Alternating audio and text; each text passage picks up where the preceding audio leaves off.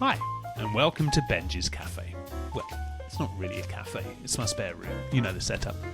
I do, however, make a good coffee, and it's a happy place to sit and chat, which is what we're going to do. I'm Ben, and welcome to my weekly podcast to raise a smile.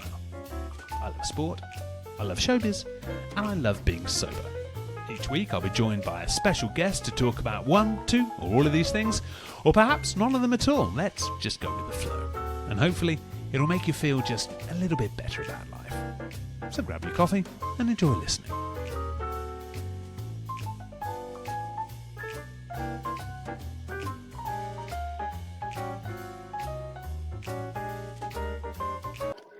My first customer in Benji's Cafe is the actor Sean Dalton. Over a career spanning 20 years, has worked with the late Stephen Gately in Joseph and the Amazing Technicolor Dreamcoat, starred as the Beast in the UK tour of Disney's Beauty and the Beast, and was part of the 2012 Olivier Award-winning London company of Les Miserables. A pantomime veteran, he's one of the most sought-after leading men in the UK, and TV credits include Heartburn Hotel for the BBC and ITV's Peak Practice. Sean also faced life-changing surgery in 2005. We'll talk about this and perhaps his love of digestives too. He's a big chap with a big voice and an even bigger heart. So let's have a chat. I bet he's got a cup of tea. Hey there, Yes, Sean. I have. How are you All right, today? You then. good? Yes, mate, good. Yes, brew in hand. Good man. You're well and truly in the cafe. I like it. How many is that you've had today? 3, 4? Oh, that's about my fifth. Do you get to double figures? Yeah, easy, mate. Very easily. Hey, a nice cup of tea. Not wrong with that. Thanks for joining us in Benji's Cafe, Sean. Good to see you. Coventry boy. Is that Coventry behind you there on that picture? Yeah, that's Coventry City Centre. It's just like, take the boy out of Coventry, so bring a bit with me. Yeah, Is that that's Coventry Cathedral and the city centre. Yeah. nice? Is that you there or Lady Godiva? What was it? Yes. Lady Godiva. And no, that's what is it? It's Devil in the St. Michael as well. Great stuff. I don't So know. born in Coventry, Sean. Theatre-wise, I know they've got the Belgrade Theatre there, but what was your first experience of theatre there? Was it through school or a youth theatre? So through youth theatre, it wasn't until I was 17. I was doing A-levels at the time, and a teacher happened to be running late one day, so I asked a girl in my class about an amateur theatre company that I knew she belonged to, and she told me all about it, gave them a call, was invited along, and yeah, got the bug. So I was doing musicals mainly, and then we did workshops on a Friday evening. But yeah, I did my first sort of few musicals with that company. It's called the Eden Theatre Company, run by a great bloke called David Eden. So was it musicals first, or did you dip Yeah. your toe in with a little nativity play at school, or straight in Oh there yeah, with the yeah, musicals? yeah. So definitely did the nativity at school. Played Joseph. Played Jesus as well once as well in an Easter play. So yeah, You yeah, could it's probably great. grow a beard at that age, to be fair. Yeah, I probably could. That was about another foot and a half taller than the rest of the kids. And was there much theatre around you at that age? No, so in college, I'd never really went to see a lot of theatre. My family weren't really into the arts or anything like that. I do remember going to the Panto when I was 10, maybe at the Belgrade. I think it was Aladdin. But yeah, I didn't really get a lot of exposure to that, other than, as you say, like the nativities and little school bits that we did. Great stuff. And with the school, was it encouraged? Like, I'm sure a lot of people there, your peers at school, it was football and other Yeah, hobbies. Like, how's yeah. it seen amongst your sort of close circle of friends? Well, all my friends were really into football. That's mainly what we did at my secondary schools, play football, and I wasn't very good at it. My mates used to take the mick out of me that every time I hit the ball, all I'd do afterwards was just do my hair. So yeah, it wasn't really anything to do, and there was drama, I suppose, in the school, but there wasn't really any real outlet for doing any sort of stage work. So when I did that when I was 17, my mates were actually really supportive of me. They at first were like, "What?" But they all came to see the shows, and yeah, they still to this day come and see me in bits and bobs. So yeah, And had you yeah, they were sung great. Actually. before? Where did you kind of discover No, your voice? I mean, you must have the loudest voice. Like when you sing, kind of there's earthquakes, there's tremors. I no, I remember when I was. That's one thing I remember from primary school, going to a performing arts thing that someone had recommended to my mum, and I used to have a real high choir voice, although I was never in the choir. And then I didn't sing again until my voice had broken until I was about 17, so I didn't really know if I could still sing. And then, as I said, when I did the amateur theatre stuff, when I realised that I could. So I was about 17, 18 before I sang again, really. And did you enjoy the camaraderie within a company? Was that something different to what you felt at school amongst your school friends? Yeah, because it was a whole new, meeting. It was like going back to school again, like when people say they start a new job or become part of a new group. It was making new friends again, and yeah, I fit in quite easily actually. So yeah, no, I loved it. Ah, you're bringing me back, Benji. Hey, don't get emotional, mate. Get the Kleenex. Get the Kleenex. And once you'd started doing your shows with the youth theatre, was that the moment when you thought, "Oh, hang on, I Yeah, actually love this. I feel at home here." yeah. It was. I didn't even know what drama school or anything like that was, and obviously I knew that you had musicals and things in town in London, etc. But I didn't know how you sort of went along and made a career of that. And it was when I was doing the musicals that people suggested to me, "Oh, you should go to drama school." I didn't even know what a drama school was. And then that's when I started looking into it. Because as I say, I was doing that alongside my A levels. My intention at that stage was to go on to university, even though I didn't know really what I wanted to do. And so alongside studying that, I realised that I did want to train as an actor. And then I took a year out, and that's when I auditioned for drama school. Where did you audition?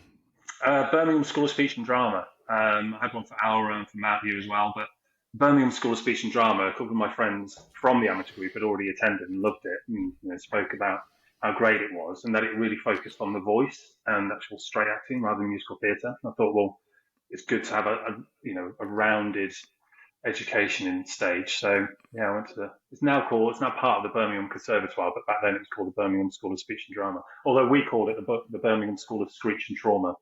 So yeah, Well, it seemed like you had a great time there. yeah. When you were there, kind of mid training, did you have any idea of the success you were going to have? Like, especially your route into musicals. No, no. I went there training as a straight actor, but because I could sing, it was something that was a great advantage to me. So when we all did our showcase in '99 at the Criterion Theatre in London, we did the showcase in front of different agents, and I was lucky enough to pick up an agent there. My first agent, Macintosh Ray, and they knew that I had a great singing voice, and so I was put forward not only for TV and straight acting work, but for musical theatre, and that's when I landed my first one, which was Joseph, Joseph and the Technicolor Dreamcoat. So, in a way, as you know, when you start getting into any particular genre of theatre, and mine being musical theatre, you kind of, at least back then, you got pigeonholed into that. So yeah, the musical theatre was my life then from then on forward. And can you remember your audition for Joseph? Yeah, yeah, it was. Well, I remember going to meet Bill, the late Bill Kenwright, great bloke. We were all in his office. This was after the first round of auditions, and there was about six of us all crammed into Bill's office, and none of us knew each other.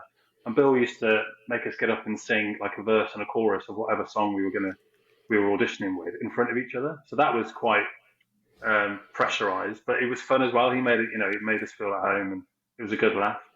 So yeah, it was nice. And I think that I got the job within a couple of days.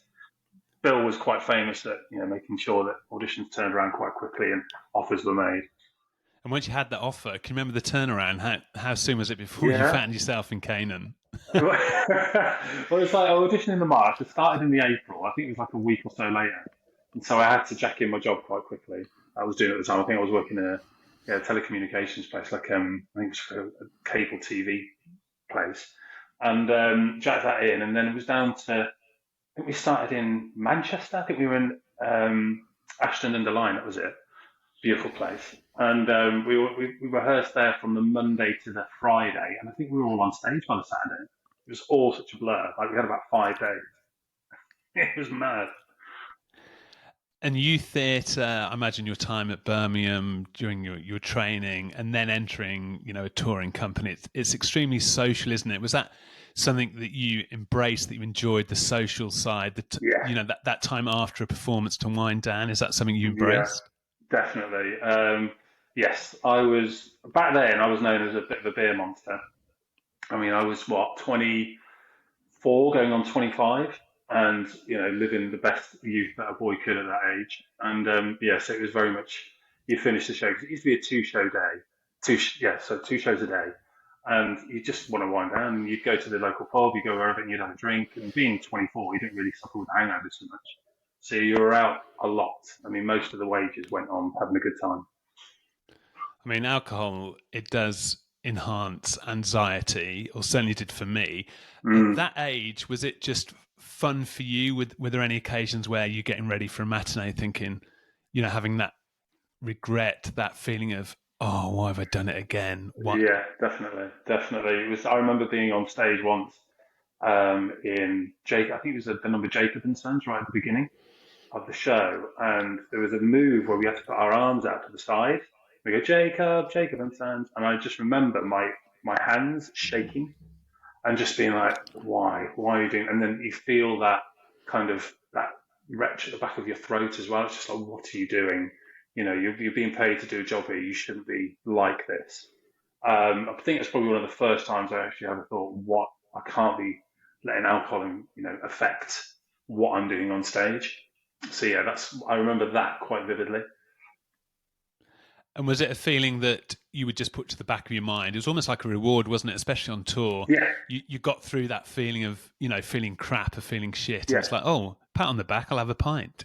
Yeah, exactly. It was, and you only, for me, it was like, oh, I'll go for a drink, but it was always the thing. I'll just go for a pint, and I'll go back, and I'll have a bit to eat, watch a bit of telly. But you start having a good time. And at one pint turned into two, three, four, and it was just. I was never like a bad drunk. I was never, I was a happy drunk, as they used to call it. But and I always remembered the night before.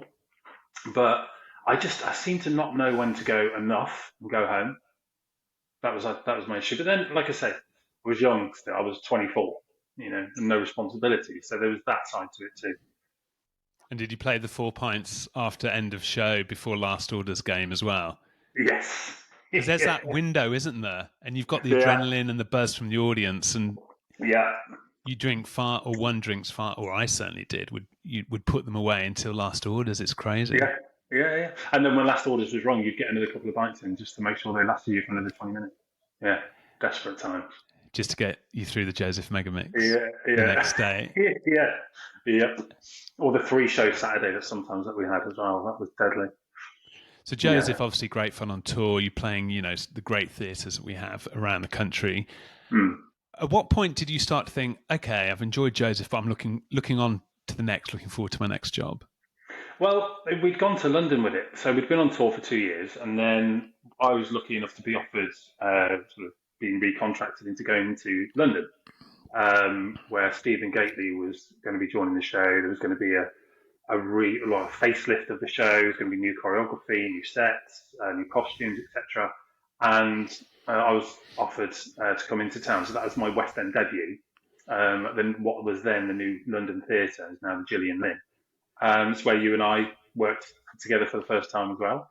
You're going to set me off now, Shawnee. Yeah. And so it was.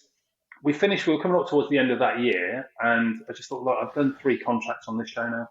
It's time to move forward, move on, take the risk. I didn't get into acting to be safe and secure. I didn't want to end up in that sort of boat. So I just thought, no, it's time to start moving on and time to look elsewhere, trying to broaden the horizons. So that's what I did, and I took the plunge in doing so. And I didn't have a job lined up or anything. It was just straight out into the wild blue yonder without knowing what was next.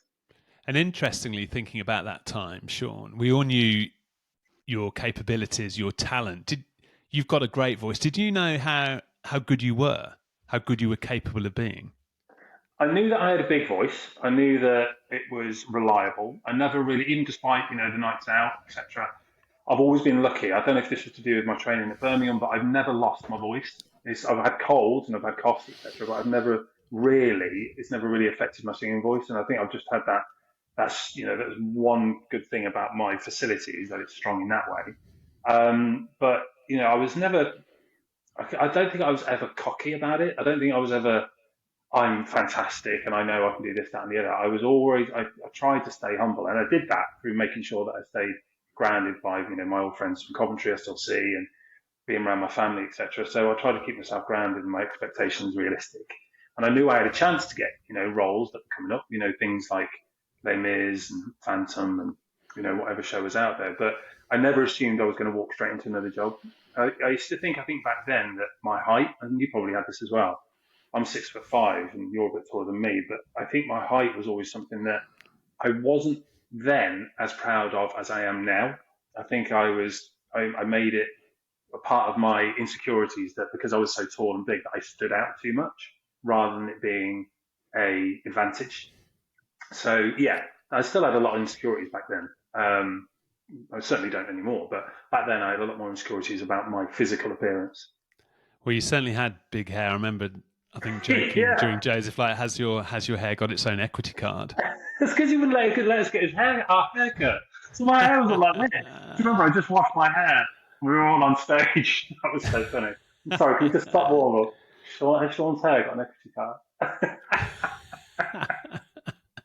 Well, you were great in Joseph, and certainly moving on. I remember seeing you in Les Mis when you were on as Javert, and it was like your entrance was amazing. At first, I thought it was like the Piccadilly line under my chair, rumbling away. But no, here he is in his big boots, big as Jeff Javert jacket, and that must have been like what a part to play. And you were fantastic in that.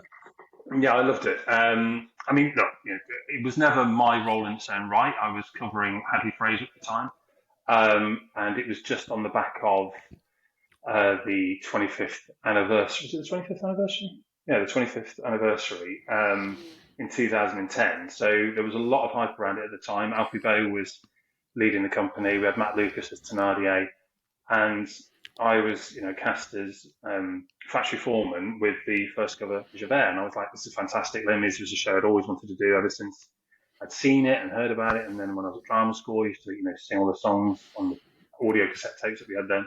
So when I first came out of drama school, I auditioned for it so many times. By the time it got to the beginning of 2011, and I was auditioning for it, I didn't have any nerves about auditioning for it anymore because it was one of those. I thought, "Oh, here we go again," the interview for Les Mis, but I'm not going to get it. And then I was recalled, and then was offered the role.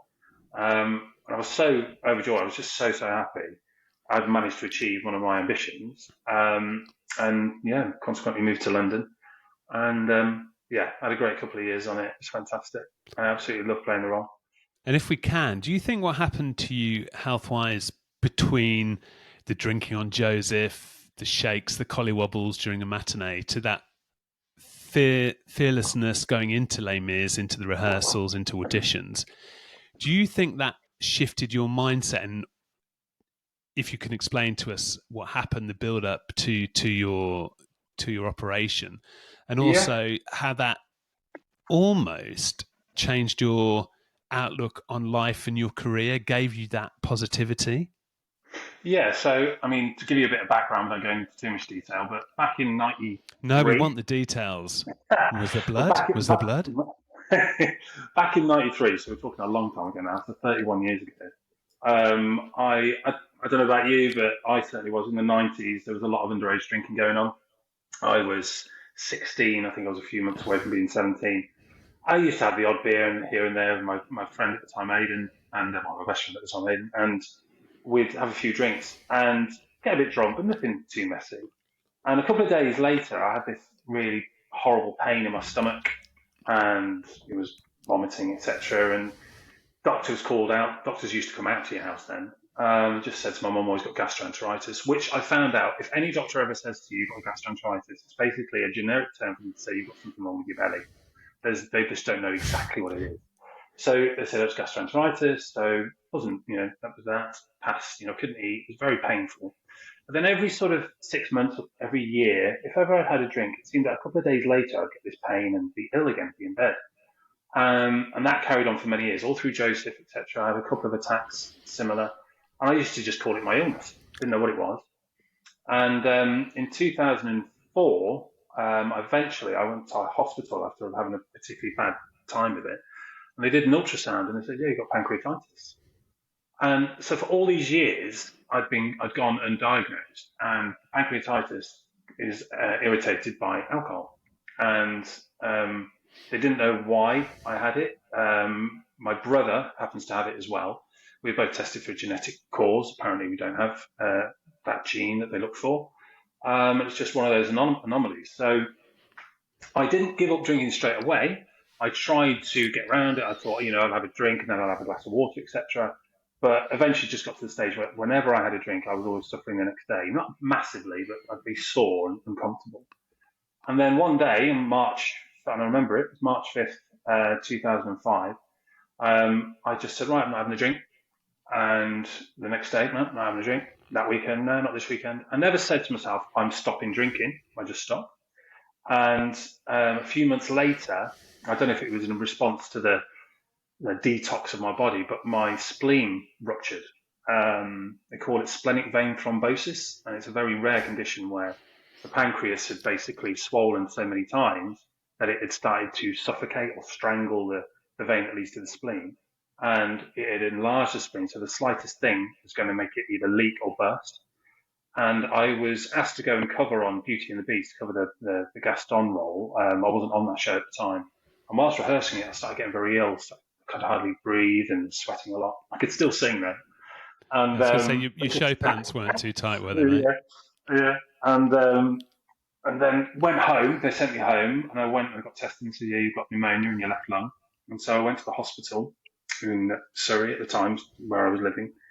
And whilst in the hospital, I was looking for those, those TV cards that you get, where you go around you could plug into these little units they've got by the side of the bed. You have to pay like £5 for an hour. It's quite expensive. And I was going to try and find one of these machines, and they're all out of order. And I eventually found one. And by the time I found one and started walking back to my ward, I just felt a pop. And it was just a sudden, I can't really explain it. It just made me sort of catch my breath. Every pore in my body just opened. I just started sweating, just gushing sweat. So my body had gone into shock. And I just remember getting back to my ward and then just me shouting out, "Help me!"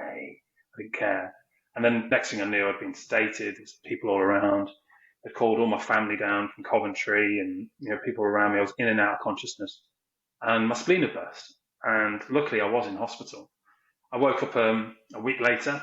I'd been told that I'd passed away twice. I was lucky enough that I was young. I was 28 at the time. That my body fought through it. My heart was strong enough to get me through it in the end. I think my beats per minute was something like 230 or something.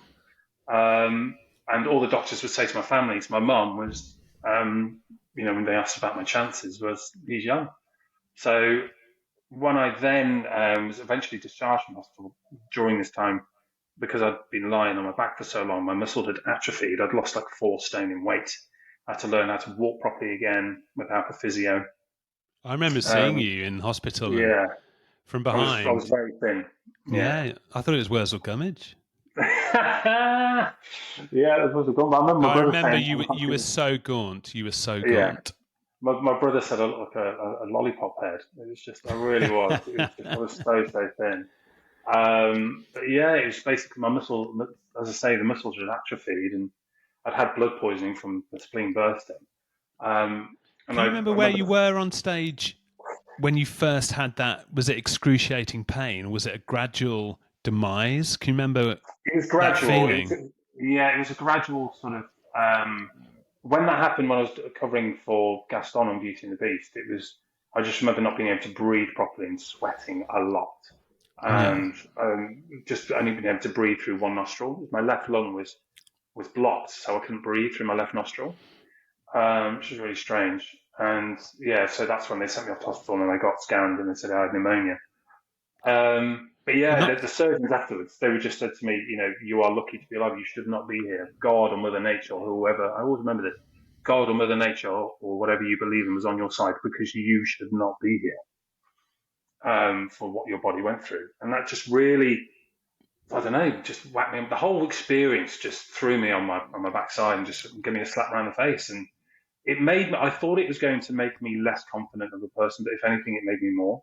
Because of the fight back that I gave, when I saw the love that everyone else had for me and what I was doing to them, how I was hurting them through what I was going through, it's actually strengthened me. It just showed you the quality of the people that I had around me, and that made me want to do better for them. And it just made me so determined to get back to good health and to do well and to just get them to prove that I was worthwhile and worth being here, and that there was a reason for me to be here, and that was to carry on doing what I'm doing and enjoying life. And having had alcohol play a fair part in your life, certainly socially amongst, the theatre community on tour. Hmm. Did it even enter your head after, you passed away twice? Did it even enter your head that that was going to be part of your recovery process? Was it even there, that thought? Like, how soon after your operation did you think, oh, did that little pint of beer pop into your head, the image of that pint of beer? Did it happen? Or were you just completely en route to your physical health improving? So do you mean, did I want another drink at any Yeah, stage? did Is you that what you feel mean? it? Did it come into your conscience at all? No, do you know what? I didn't, because I knew that alcohol at this stage was poison to me, and that if it hadn't been for it, that I would have been, that maybe would never have happened. But I like to look at it like this as well. I had those good times, as you say, all into my 20s, and they were great. But had I not gone through what I did, I don't think I'd be the person I am today, and I'm happier the person I am today because of it. So I don't regret having a drink, and even though I was obviously allergic to it and didn't know it, I don't regret any of that time because I wouldn't be where I am now.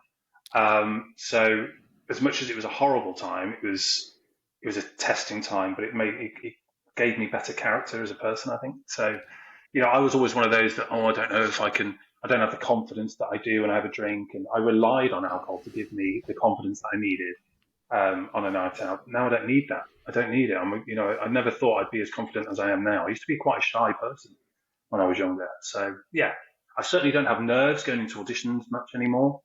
I used to be proper like shaking leg. You've been there. It's just that shaking leg moment. I used to be really bad in auditions for that, but I don't seem to get that so much because at the end of the day, I'm there to show them what I can do, and I know that I'm good, and that all I'm trying to do is fit into what they need. And if they don't think that I fit into that jigsaw, then great. It's nothing personal.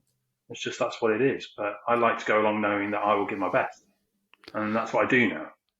And also, it's knowing, I find as well, that alcohol, it covers up so many cracks in your personality, Yeah, and especially your confidence, and it's always the go-to. And as soon as you strip that away, if you can, you have that confidence, it's that fearlessness, and yeah, you're so true to yourself because you really know yourself. It's like, yeah, oh my god, I'm like 17 again. I've got yeah, all those core values still, but I don't need to go into the pub to make myself feel better. So it's your best version of yourself, but also it's the clarity. Do you find that with auditions yeah. as well? Instead of the fear, the dread, the anxiety of, when the email pops through from your agent, oh, I've got this number of sides to learn, I've got to do a self tape. It's like, okay, that's great. This potentially is a Yeah. great opportunity for me. I'm so better equipped to cope with that. Yeah, absolutely. It's like, oh, I just lost my headphone. Um, 2 secs. Do you get this? I get these with these little earbuds. Sometimes they just fall out of my ears. Well, I've Um, got King Charles ears, so mine are off. Mine fall out all the time. yeah, yeah, it's exactly that. It's when those opportunities come through, it's just like great, it's another opportunity rather than, oh my god, am I good enough? Can I, have I been keeping up to date with all the things I should be doing? Do I look like? Does my skin look bad because of the drinks that I had the night before, etc. Now my health is a result of what I try to do, like try to go to the gym, try to keep fit, try to eat well, etc., rather than dreading, God, what did the bags under my eyes look like because of the weekend that I just had, or so every time an audition or something like that comes through, it's just yes, okay, here's another opportunity, go for it. And we have survival mechanisms. When you look back at that moment in hospital, spiritually, can you picture anything when the build up to you almost dying, like your body stopped twice? Mm. Was there any imagery there? Yes, I don't know if it was a dream. I like to think it wasn't, but who knows? And I don't throw it down people's throats, but yes, there was something. I just remember waking up feeling a lot of love. That's all I remember. I remember waking up in I think they called the ITU. I can't remember why, but I think it was intensive treatment unit. And I had all these wires, I had things feeding me through my neck, and because I was ill by mouth for a couple of weeks. And yeah, and I was always wires everywhere, and just looking to my left and seeing my family. There were only allowed two people in at my time. It was my dad and my mum, and just saying, just being over. And the two of them aren't together anymore. Well, my dad's passed on, but at the time they weren't together. They'd been divorced many years, but they were united in the love for me, and the love that I had for the both of them was just so overwhelming. And so I didn't wake up like crying or upset or in pain. I just felt love. And the image that stays with me is a face of a lady that I think it was my grandmother who passed away in the 80s, but a lot of love, a lot of light. But I don't know if that was a dream or not. So I wouldn't want to go into religion or any spiritualism like that. But in my own personal way, I like to think that that was real. But the most important thing is the love that I felt. And that must have given you so much core strength, Sean. And you rebuilt your career, you rebuilt your energy, your physicality. You're a big guy. You were so skinny, Mm, and so much admiration for you. Can you remember thinking as soon as you felt better, right? I want to get back on stage. I miss it. That makes that's yeah, me. That's my future. yeah. I mean, what I will say, I just want to make sure I give them a mention here, is that UK Productions, Martin Dodd, UK Productions, at the time Peter Fosdick as well, they were amazing. I'd been cast in Seven Brides for Seven Brothers for them, and this all happened, the spleen bursting, etc., just before rehearsals were due to begin. And consequently, because I was so ill, I couldn't begin the rehearsals and start the show. And not only did they send flowers and best wishes, etc., to me and my family, but they held the spot for me on that show, which was amazing. And they they just whenever I was ready, they were going to rehearse me in, and I just was determined to get back, much to the umbrage of my then partner at the time, and my family. They were like, "Oh, you need more rest," but I was like, "No, I need to get back on the horse." And maybe yes, I wasn't exactly ready, but that happened to me in the August of 2005, and I was back in rehearsing in the October of 2005, so a couple of months later, and I was still very thin, etc., and I wasn't up to full strength, but I was determined to get back, and UK were fantastic. And then they moved me from Seven Brides to move into Beauty and the Beast, Disney's Beauty and the Beast, to cover Gaston and Beast, and Well, I it's so started on that in great the to see temporary. your strength and stamina grow. As the Beast, you were amazing. It's a big role. Mm. A, an exhausting role for you. Did you feel at that point that your energy levels were up for it? Yeah, so like I say, at that stage in 2006, by the time we got to February 2006, I was covering Gaston and Beast. So I had it. It wasn't a role that I had to do every day, but still I had to go for the cover rehearsals. But when I was doing it, I loved it because it was one of the roles I'd always wanted to do, and I absolutely loved it. And it was that knowing that I enjoyed doing it and wanted to prove that I was back, as it were, that got me through. And it's just that mental capacity to go, you can do this, you can do it. Whilst making sure that I was listening to my body at the same time, the determination to get back to what I was and what I could be, and to show them what I could do. That's what really helped. It was a full year before I got back to my old weight and my old health, if I'm being truthful. But they were fantastic. That company was just brilliant. And when I picture you in the hospital hobbling along, then to think you've played, the comic hero in Eugenius the Musical at the Other Palace, which was Yeah, fantastic. Was that a real challenge for you? You were buff. You were like, yeah. I was like, Oh whoa, man, I whoa, whoa, loved it. Sean. I loved it because like you were great. You used to go to the gym, and you got me into the gym in 2008. But I wasn't as disciplined as you, shall we say. And then Eugenius came along, and I'd done the workshop for it, and I was a little bit. I wouldn't say I was gotten a little bit overweight, but I certainly wasn't in shape. Um, and when it looked like it was going to be, did a full open workshop at the Palladium, which was amazing. There was a big press thing about that at the time. And then they were like, right, we're going to go to the other palace. And I was determined to get in shape for it because the role, that for those of you who don't know, was to play a superhero called Tough Man, but also play the actor that was going to play Tough Man in a movie. So it was all very meta, but it was based in the 80s. It was supposed to be a bit of a rip-off of Schwarzenegger, so I had to do this Austrian voice, etc. And as much as you can do with your voice and your face acting wise, I wanted to look the part. So I got myself a personal trainer, great guy called Kurt Schoner. and he just got me to the actual physical fitness I needed to be. And there's a photo that my wife actually has on her phone. There's me as Tough Man in the costume, and it's great. I was at and I look at that and I go, I know that I can achieve that level of fitness. I'm just at the moment getting back to it, because of course after lockdown everyone got out and had it going to the gym. I certainly did.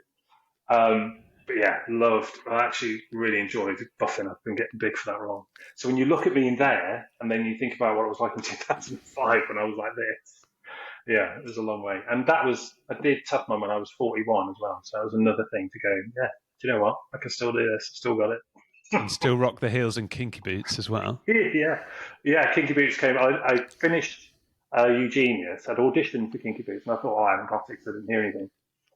We finished Eugenius at the beginning of March 2018, and then had a week later, literally about a week later, I got the call that I'd been offered Kinky Boots, and then I was off on tour then from the August of 2018 for I think 15 months, something like that. Yeah, I loved it. Absolutely loved it. And Kinky Boots, when I was in my boots, I was 7 feet tall. How's the cuppa? Good? Yeah, it's getting a bit lukewarm now, so I'm going to knock it back. Oh, You see my rod there, my little BFG. Oh, yeah. Well, that's you, the BFG.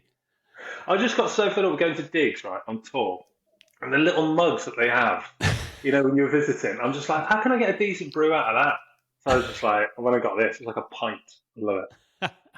And do you miss the old sauce? Do you miss the booze? Not at all. Not at all. Do you know what? When I was a kid, do you remember when you were a kid and you could smell alcohol on an adult?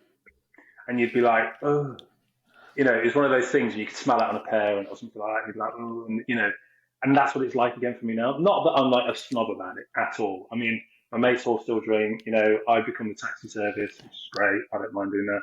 I can still have a good night out with them. I just stick to lime and lemonade. Although, as you know, I've just found Guinness Zero, just been open to the world of Guinness Zero, and I bloody love that stuff. It's great, isn't it? It's really nice. So I have one of them occasionally, but mostly it's a lime and soda. But no, don't miss it at all. And 19 years, 19 years 19 sober years today. Today, yeah. Are you proud? You should be so proud. Yeah. Because when I started my sober journey on the Sober Express, I hate that, but honestly, you gave me so much inspiration. The way you've lived your life, I saw you in hospital and you were ill. Yeah. I thought you're a goner, Yeah, I said and a lot of people. not to get too heavy. So I'm so proud of you. And how has it changed your life? Give me like one thing. Give me two things actually that when you look back and think, my word, like sobriety is like really quite good. I think I mentioned, but for me it was confidence. My main thing was I used to be quite anxious. I used to put myself down a lot and thinking that I needed booze to make me better. And actually it was the other way around, So yeah, it was confidence and health, like giving up having not drank, and obviously I went through what I went through, but when I look at some of the, even though I was in my 20s, you could see the blotchiness in my skin and everything. It was just, I think it's the reason why, I mean, I don't know, a lot of people say to me, I don't look the age that I do. And I think I don't look the age that I am. And I think a lot of that's to do with having not drunk for nearly 20 years. And it's kind of addictive, isn't it, when you see the improvement in your skin and the spark in your eyes, and you want more. It becomes sobriety in itself becomes addictive, doesn't it? It does, and and I actually want things that you can do because of it. It's like a superpower because you've been given this, I can do this, I can do that, I don't have to worry about this, and it's not going to stop me from doing this, et cetera, et cetera. And one thing I will say as well is that one of the first things I noticed when I gave up drinking was how much society is pushed towards, and the advertising is down the throats of everyone about alcohol. Like if you don't drink, people look at you as if you've got two heads. They're like, so do you want a bit? No. It's like, you're not drinking. No. And I found it easier to just say, I'm driving, so no. And then they'd leave it alone. But as soon as I said I don't drink, they're like, why? Oh, I don't trust people that don't drink. And you'd see, the advertising for it and how it's just such a part of British culture, especially. I mean, I can't speak for any other countries. I haven't lived in them, but I've only visited. But it's the expectation to drink once you're past the age of 18. And I found that fascinating. I'm like, why? Why is it? Why do I have to? I don't have to be who I am. I can still have a good time, And they go, well, you must do drugs then. No, that was one of the things that said to me, well, you must do coke or you must do that. Oh no, I don't. I don't need to. So I can still have a laugh. I'm still me. I'm not going to someone that's going to hide in a corner because I don't drink. I can still have a laugh with people. And the excitement as well of looking forward to events and booze it's not even on the radar. You're actually enjoying the experience for what it is. You're enjoying the audition process for what it is. You're loving being on stage for what it is. Yeah. Yeah. There's no periphery of crap around it that alcohol just imposes on itself. Exactly. And, I got married last September to my lovely wife, Danielle, and we, she doesn't really drink anyway, not because I don't, but just because she'll have the odd one, but that's about it. But people are like, oh, you could have a drink on your wedding day, aren't you? Like, no. Why would I change that? Why would I make myself different on my wedding day? I'm like, no, I don't need to. I had a fantastic time. You were there. It was a brilliant day. It was one of the hottest days of the year, but it was a brilliant day, and everyone had such a good time. I didn't need alcohol to, inform that at all. It was just a brilliant day. So, it's made. I know it sounds cheesy and contrived, but I genuinely will say it's made me the man I am today, staying sober. That I in 2005, what happened, and me saying no more, and just going through every day, being my genuine self is the best thing that's ever happened to me.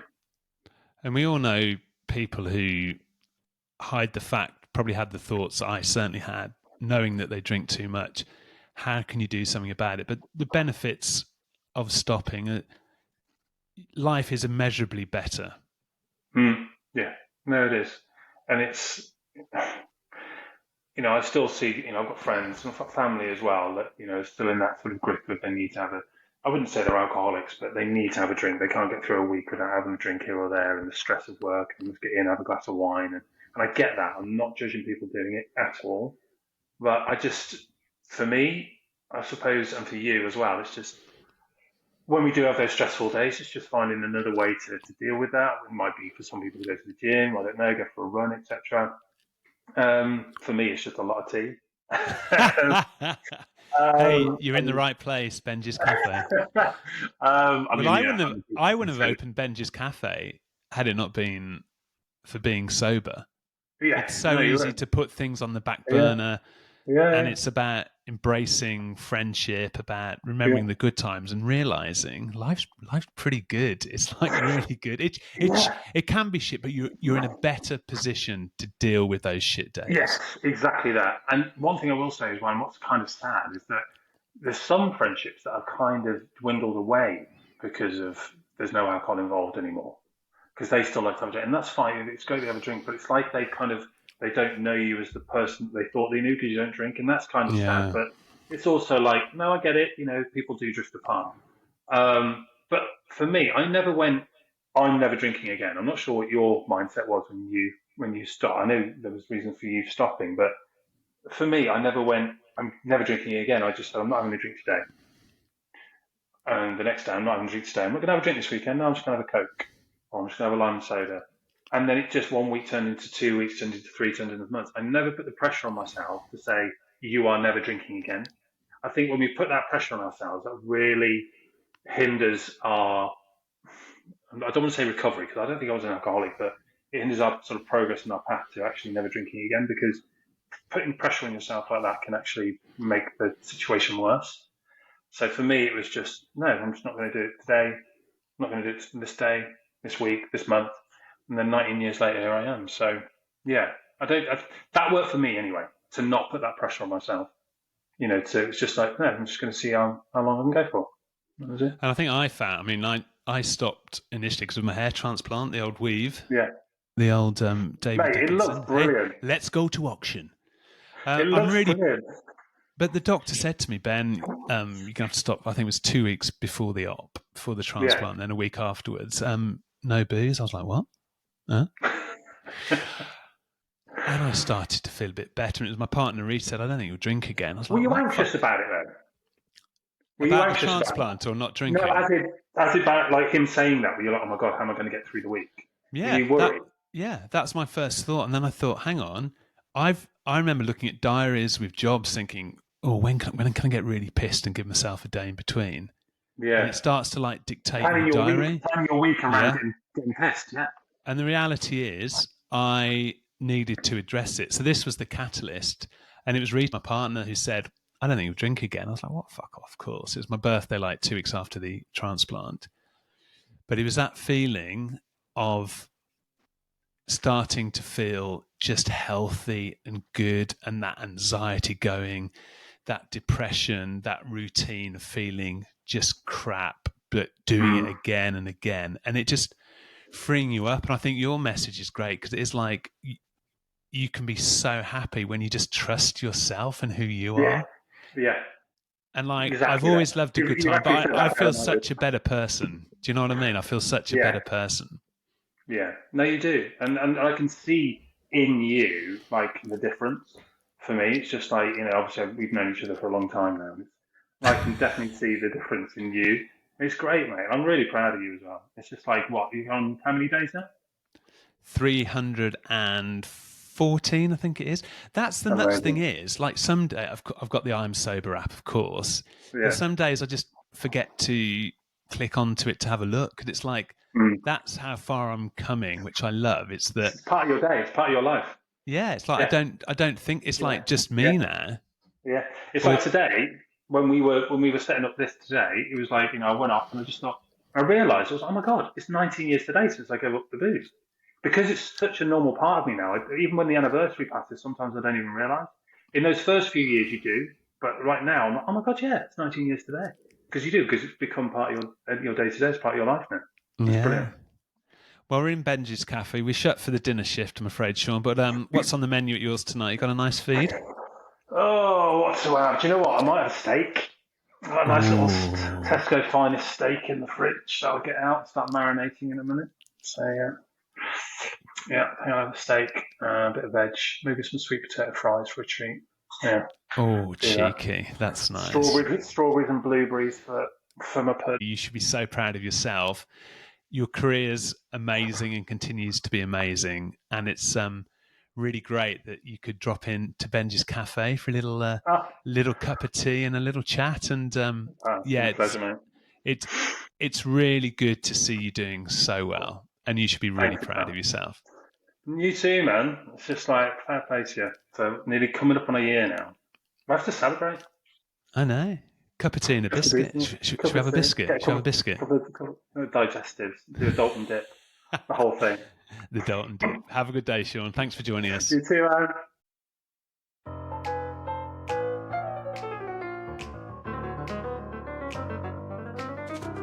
And that's my first shift completed at Benji's Cafe. Thanks for joining me. Hope you enjoyed listening to Sean and your coffee too. Please like, subscribe and share. In episode 2, I'll be chatting to the actor and writer Richard Taylor Woods. I'll get the kettle on. Have a great day.